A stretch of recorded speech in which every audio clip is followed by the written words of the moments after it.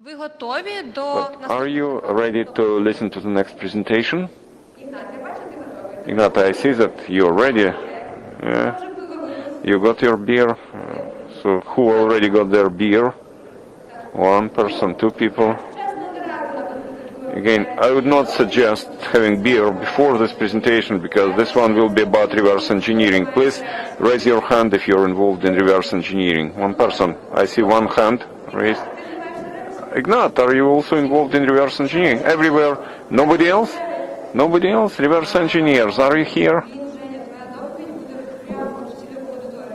Your presentation will be right into your target audience. You will be telling people about things they are not doing. So now Ievgen will tell you about some advanced technologies, techniques and tactics for reverse engineering of various apps.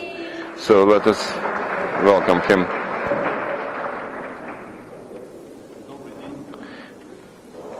Good afternoon.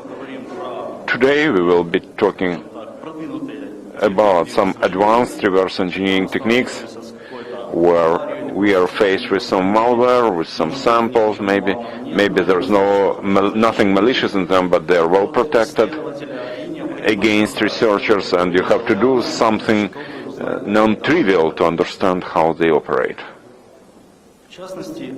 In particular, things we are to discuss today will include this. Any and every soft which is of any commercial value is usually secured, protected against reverse engineering. Algorithms are protected, protocols are protected, somebody's intellectual property, ideas are protected, and usually developers spend a lot of efforts to develop their soft, and they often are not able, do not have resources to protect it on their own, so they approach some third-party suppliers, and we know that there are various packers, protectors, scripters, whatever, from external parties. Usually, the vast majority of such software components include certain techniques to detect utilities which try to debug them, read the data, modify data within the application, dump the data, and so on. So to be able to analyze those apps, you have to fight these things. So there is a number of techniques and approaches and methods how to do it. In our situation, where we are reverse engineering such applications, it is a hindrance for us, and we have to circumvent those methods somehow. Then we'll discuss some previously popular techniques like debugging from the core level. Since operating systems have been developing and there are many security mechanisms which prevent you from doing it, they have been becoming less popular, but still those methods are still there, and sometimes you have to use them, and sometimes it's very useful.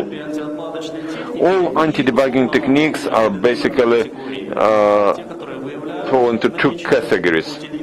One is to detect any monitoring utilities, debugging utilities, and the second category is looking for certain particular actions by those utilities. What do I mean? For example, if you run some application under a debugger and you don't introduce any breakpoints, you don't modify any code, you just launch it and you run it and you wait that in some particular case this application will crash, and you'd like to see where it happens, what sort of exception is issued, and so on. So the debugger is there, but it can be found.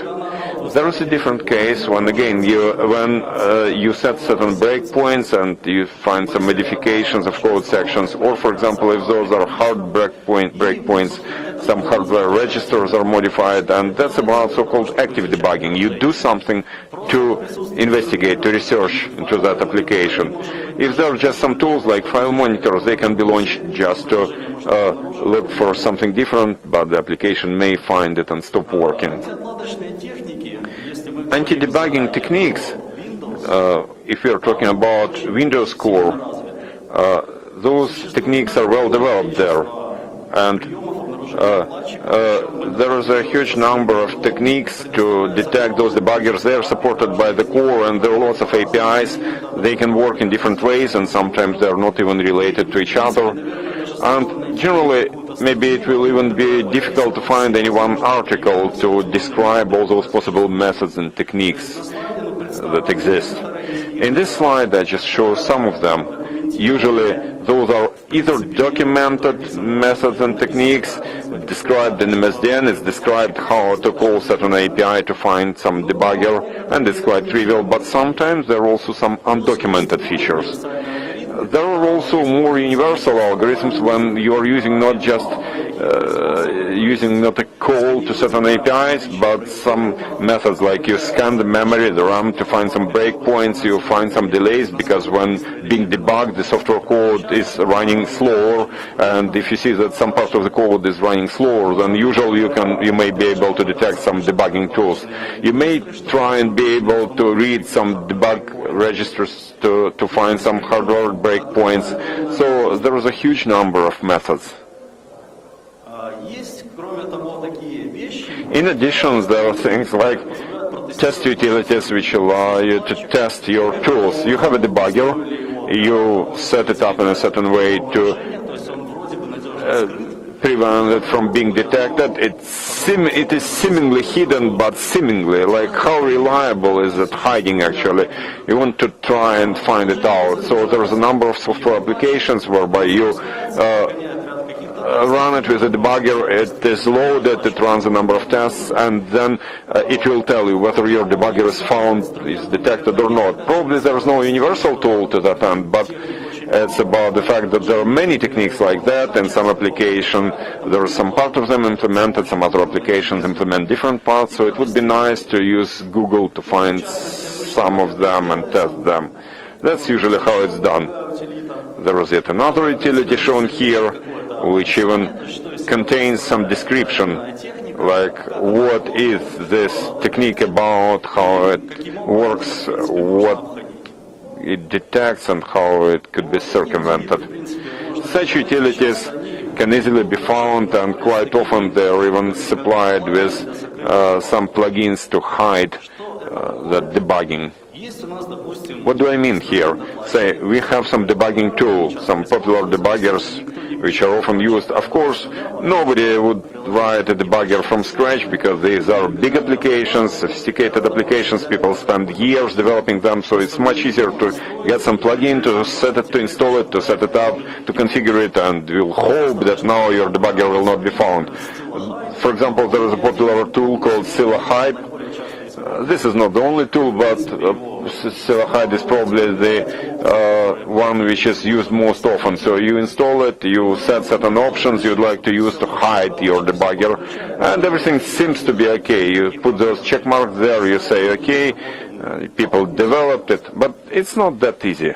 Unfortunately, the truth is about the fact that sometimes developers of Windows Core make certain surprises for us, and those are anti-debugging methods which appear all of a sudden. Say, starting from some core, some version of the core, the developers, add some API or some extra parameter which is now able to detect your debugger. There are also undocumented techniques which researchers would find when investigating into some malware or into Windows Core, so they see that it can potentially be used to detect the debugger. And if you read MSDN, maybe you will not find any information there until some moment.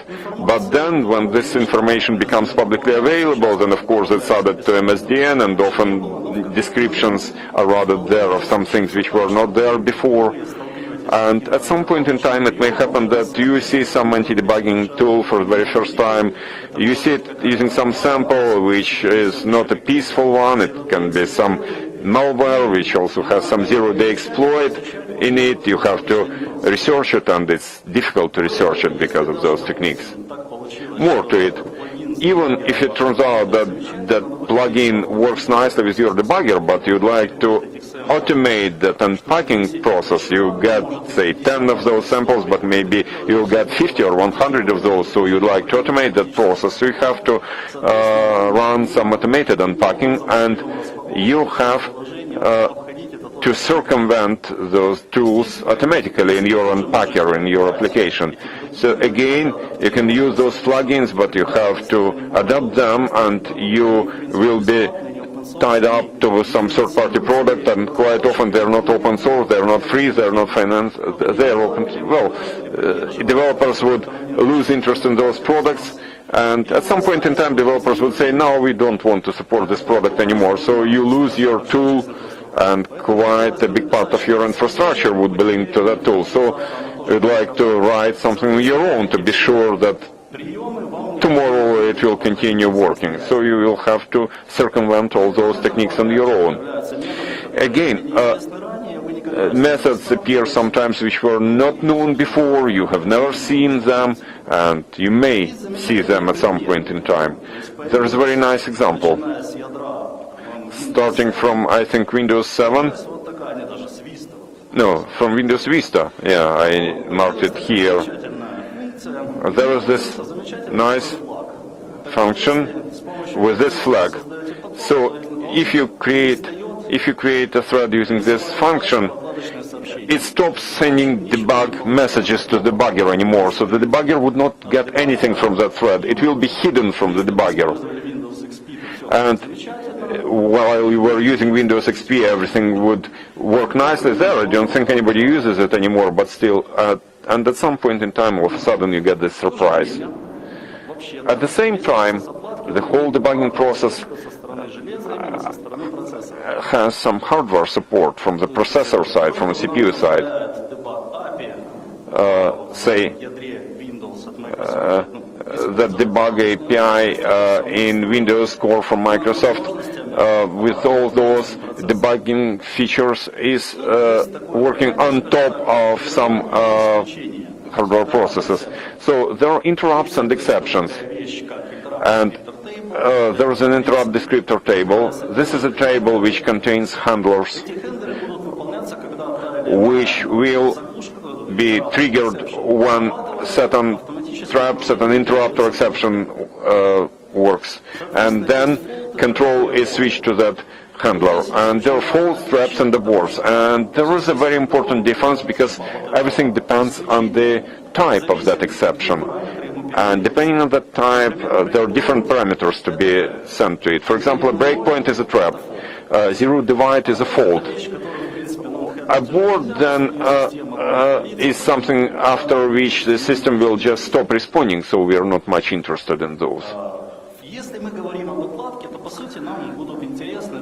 As far as debugging is concerned, we are only interested in two types of exceptions. Int 1 and int 3. Int 1 is about step-by-step execution and hardware breakpoints, and int 3 is about software breakpoints.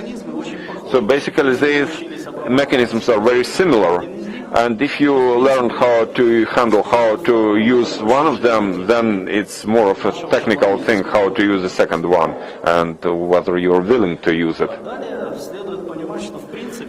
Then you have to understand that those handlers will work irrespective of whether those debug events take place in core or in user mode. In a classical situation, you have some sample, it starts working in user mode, of course, so it would be nice to handle such user mode events, to get some notifications of them, and we will focus on those events.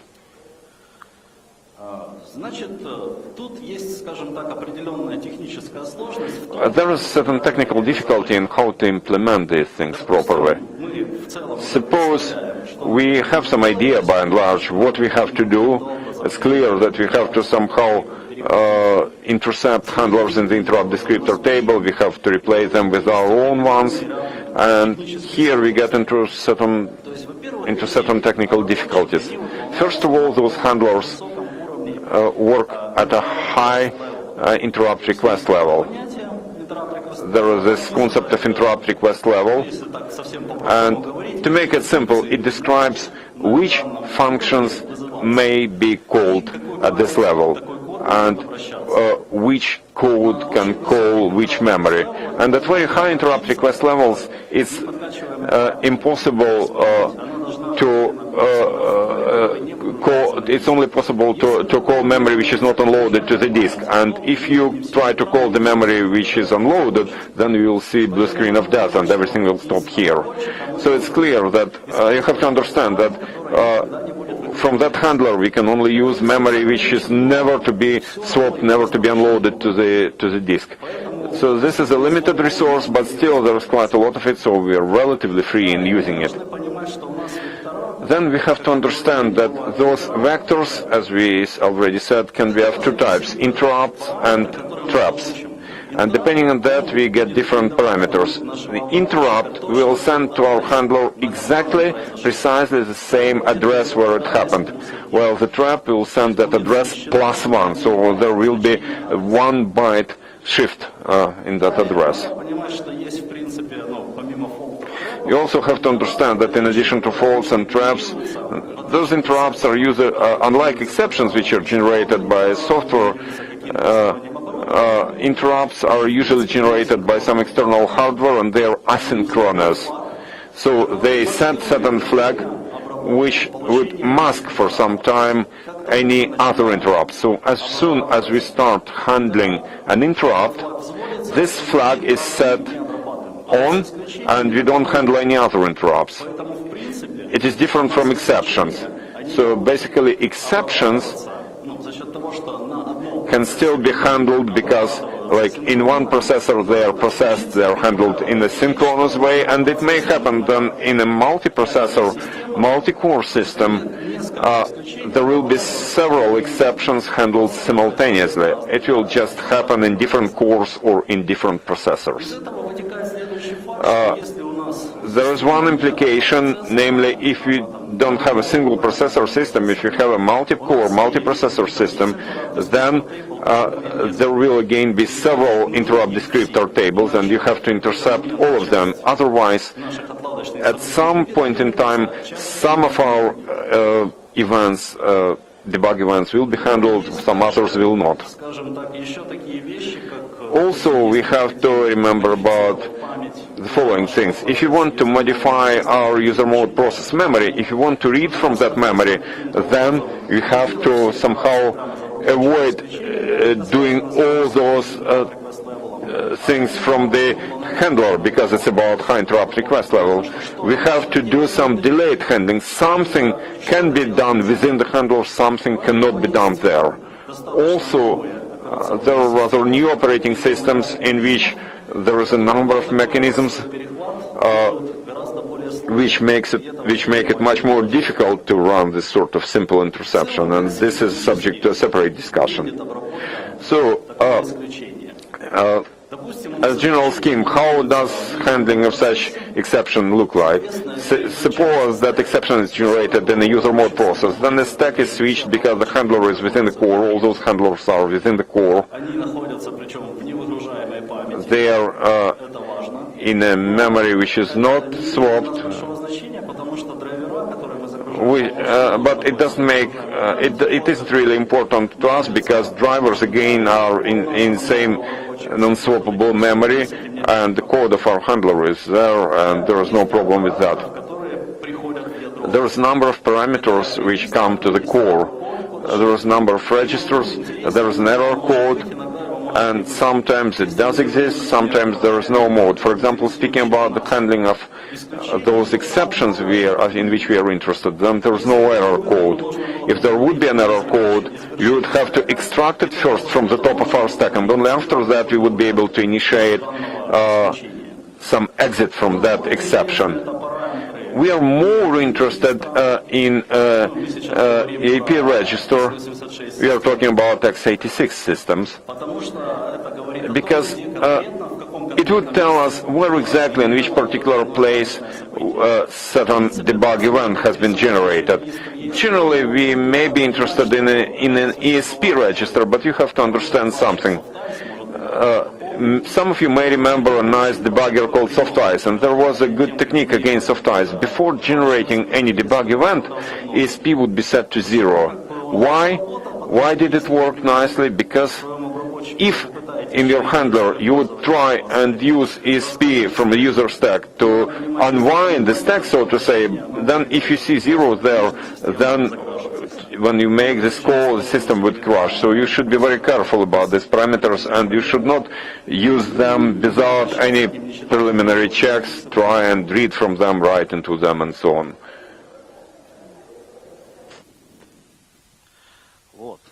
Let's assume that we want to find out where the error codes are and where the error codes aren't, because it's important. This is an open information published for all types of interruptions or exceptions. The interruptions may be different from system to system, but a major part of the interrupts are standard, so we can expect a certain type of behavior in each case and reach for information about error codes. You can see that we do not get error codes for the events of interest. Another point to mention: the input parameters were shown in a reverse order.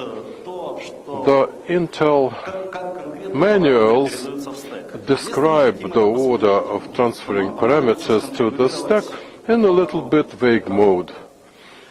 To have a better look, we must configure the kernel debugging and make a model of some other events. And the worst case, the guest system will crash, but the host system will still be operable. You see how to use VirtualBox for remote system debugging. Here we set a pipe and we communicate as if through the physical COM port, but as a matter of fact, everything is communicated via pipe to remote system. The edit debug should be set to on in the guest system, and we need the administrator privileges, and you can see that we can connect to the debugger to see which parameters go to stack by the exception handler. For instance, we set a breakpoint in 3P handler, but this is not a good idea. This breakpoint will make a recursion to itself and the stack will be overloaded. Let's try another debugger without code error, which is int 0 handler. It's zero divide, quite a simple application, quite a simple utility for zero divide, and we can set a breakpoint and the debugger. So all exceptions will be marked as kite-wrap with a number. The symbols are taken automatically by the debugger with consideration of kernel version, and everything goes smoothly after that. Then we run an application, wait for zero divide point, breakpoint. Now we see that everything is according to the documentation, except for the fact that the order has been reversed. EIP is at the top of the stack, then CS, flex, and so on, and the reversed order. To prove this, we can go to the address set in EIP and see that here we have the zero divide instruction. You see 5 and 0, 5 is divided by 0 and exception is generated. Okay, we have all the necessary parameters and now we have to put them all together to debug the application. What we need is a driver and a user mode application to load driver, to run driver, to provide some control information to the driver and get the response. So it's quite simple with the application and a little bit harder but trivial anyway with the driver. This is an example from Visual Studio 2017. It's applicable to 2015 and even to Visual Studio 2013. We have to install Windows Driver Kit and provide infrastructure for driver development, and after that we write a driver code. Or, in strict sense, not completely the driver code. Before that, we have to set up the configuration stating the SDK version and platform tools version.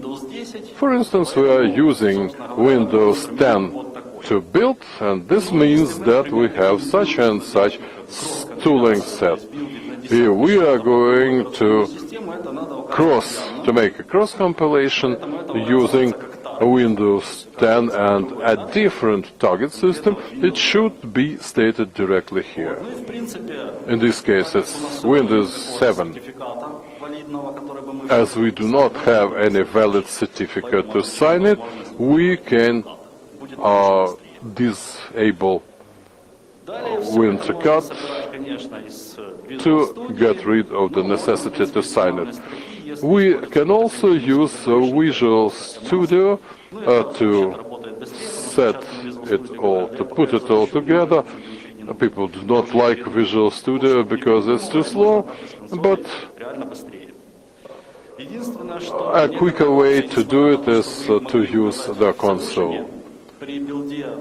You should be careful about the options because with the use of MS build, different default values can be set.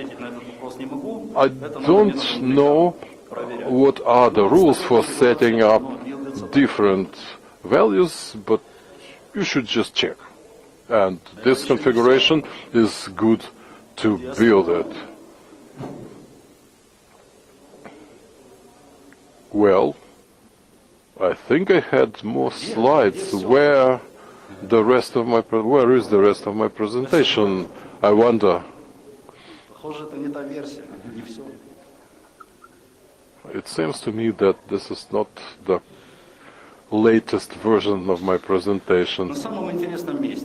Well, it was the most exciting point with many pictures that I took time to draw, and there is also the repository example with the code. I hope I don't have to dictate all the letters to you because I'm afraid of making a mistake. Okay, great. We are having online broadcasting and everybody in the world can see this beautiful picture. Guys, we are doing our best. And I believe that the presentation will be here in the flesh. So what can I do is to welcome all my friends that are watching now over the internet.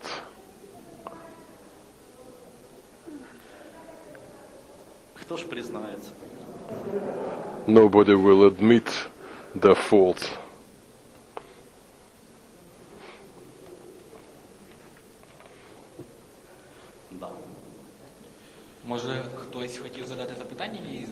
Okay, we may ask some questions in the meantime.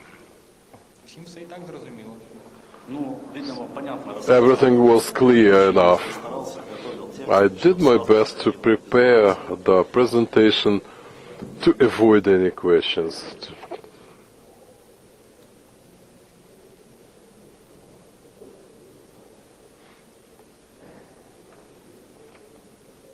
Ну тут уже вроде бы сейчас все совсем на подходе. Продолжим с того же самого места. All right, we'll soon go on from the point we've stopped. And I think we'll not run short of time.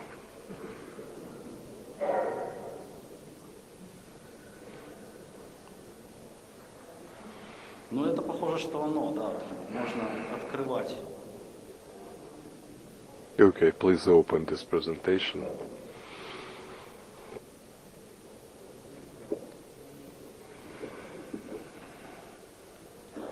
Отлично. Great. Значит, что мы в принципе дальше будем делать? So, В what то время we are going to do? которая одна работает из юзер-мода, другая, We have собственно говоря, two режима ядра, utility programs, one working in the user mode and another in the kernel debug mode. We start the process to be researched from the user mode without any flags, debug only or things like this, just a regular run. But before that, we have to intercept the interrupt descriptor table on all processors.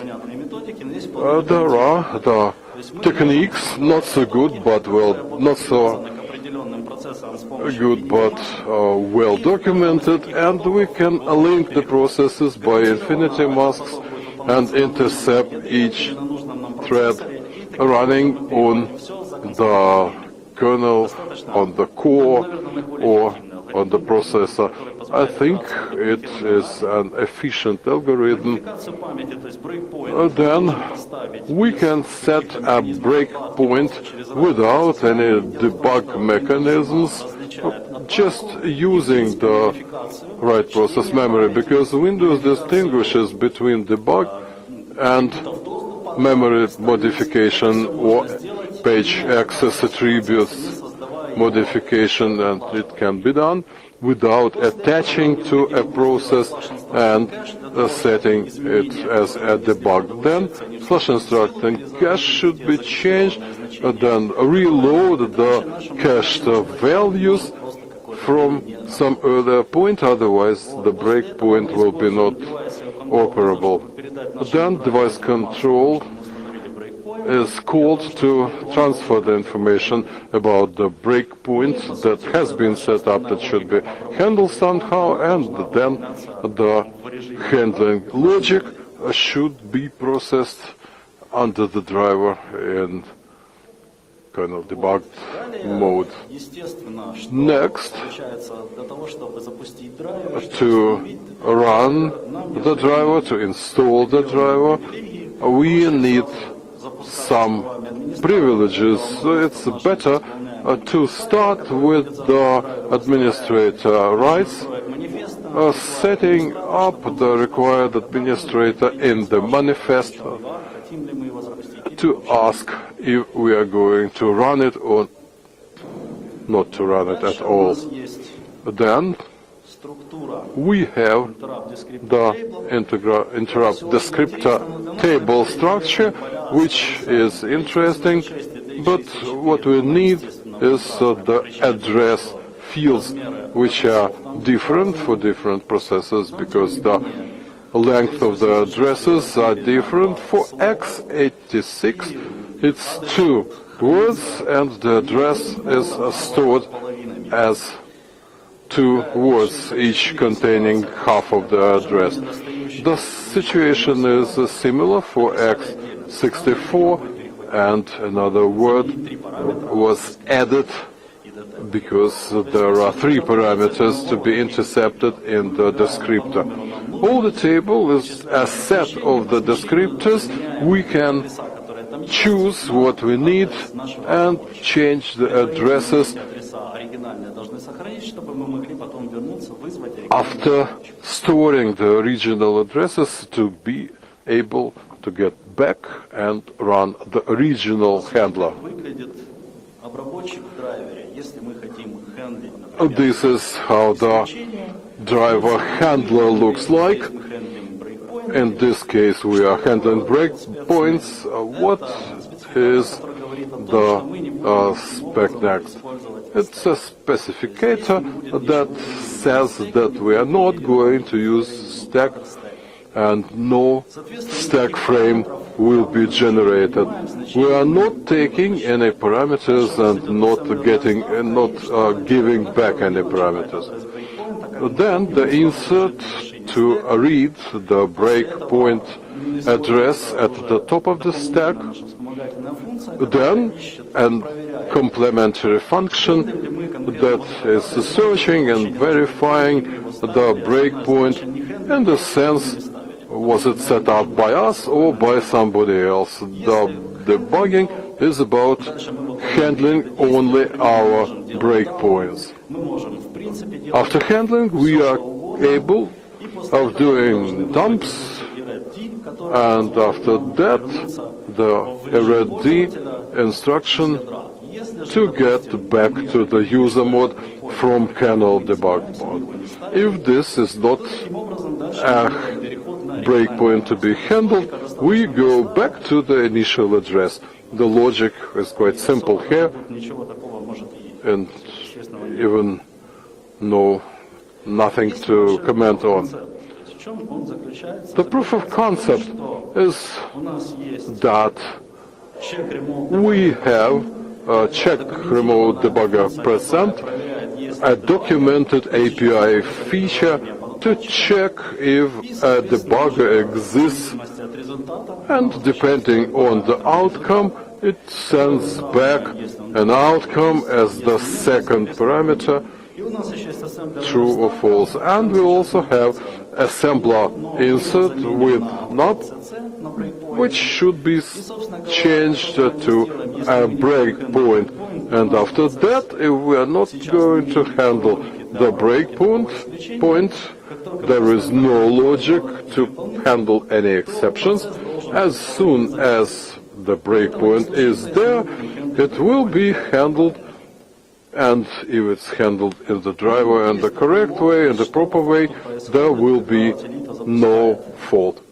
So what's going on when the utility program runs our application? First of all, the affinity masks are used to intercept the scripted table in the threads. Then it set breakpoints by calling the virtual pretext.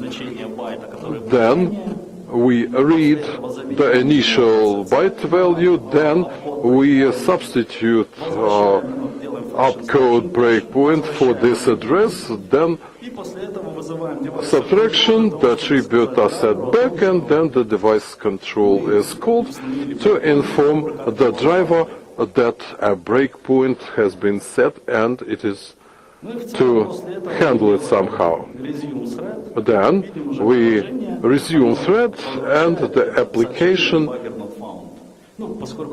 answers that the debugger not found message.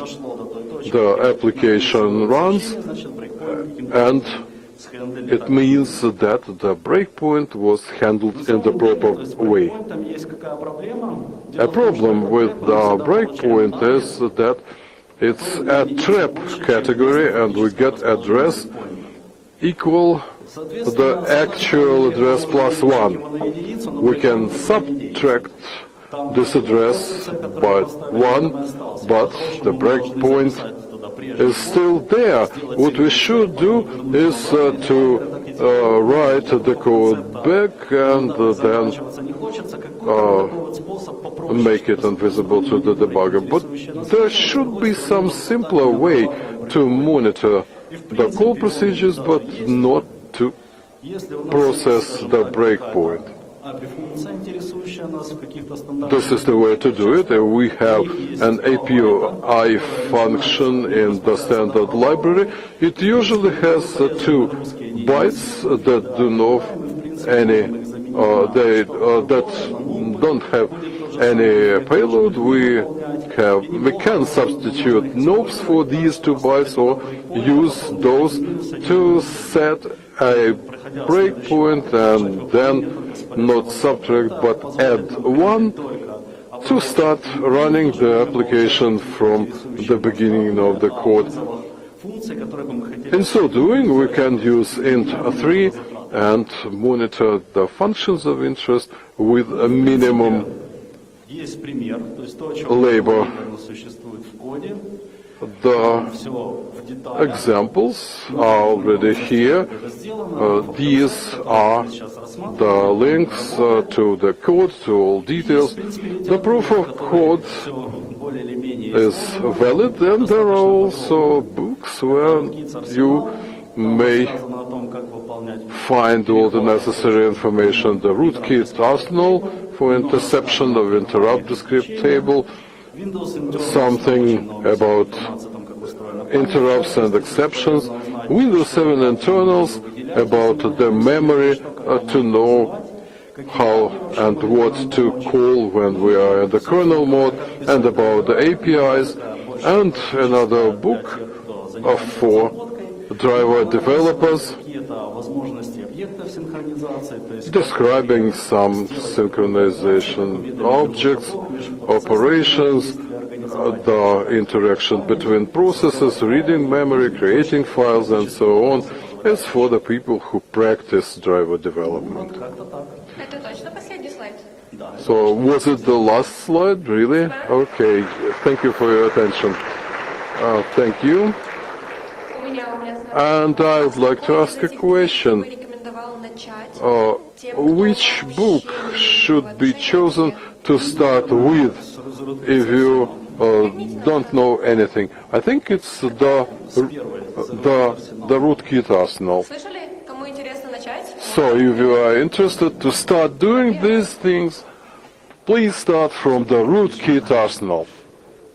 Окей, есть ли у кого All right, are there any questions сложном? on the floor? Почему не сомневалась? Oh yes, I had no doubts at all. Просто завтра буду, ну не похожий, но более защитный доклад, но он как бы затрагивает тематику. You know, I'm delivering a similar presentation tomorrow on the same topic. Does it make any sense to fight anti-debuggers? Are there so many presentations, to say nothing about malware, where it's necessary? Or could you just intercept the communication between the app and the library? Well, as far as I understand, the malware is usually using some or other libraries. Why should we debug the malware if we can just intercept the library calls? Well, you see, the malware can also intercept some things. They can get access to memory to understand if there were any interceptors. There are protectors, like Femida protector, which is not using any library. It's just taking the libraries from the disk, finding addresses and so on. So a regular intercept cannot be used here.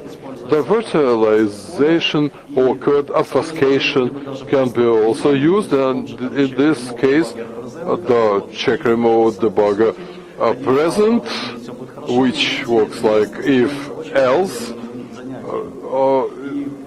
doesn't work anymore. That's the reason why the anti-debug plugins are so popular.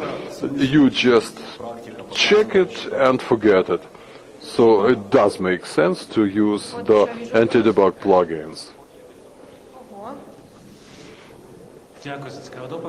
Thank you for your interesting presentation.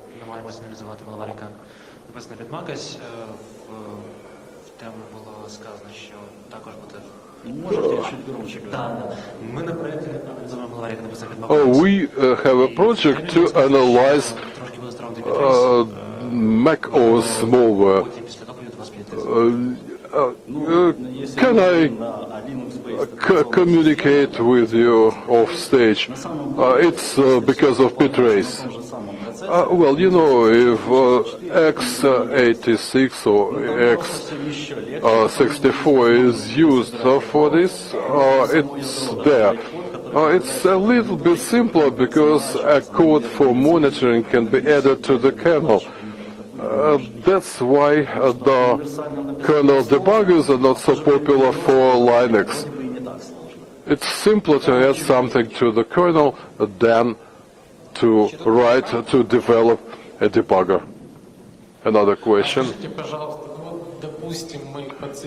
Let's assume that we used the debugger for analyzing malware, and we found out that the malware is using some in-house made virtual machine. Can you please suggest some keywords to find more information? Well, when we are talking about the virtual machines and logics, I would say that it's not related to debugging. Whenever you are in the kernel, nobody can prevent you from switching to the necessary context. Another question is how to understand what exactly the virtual machine does. It's not about the protector, it's about the application logic. No more ideas about that. Thank you. Are there any more questions, please? Вроде бы все. Давайте скажем We are through спасибо with the за questions. Eugene, thank you for your great presentation.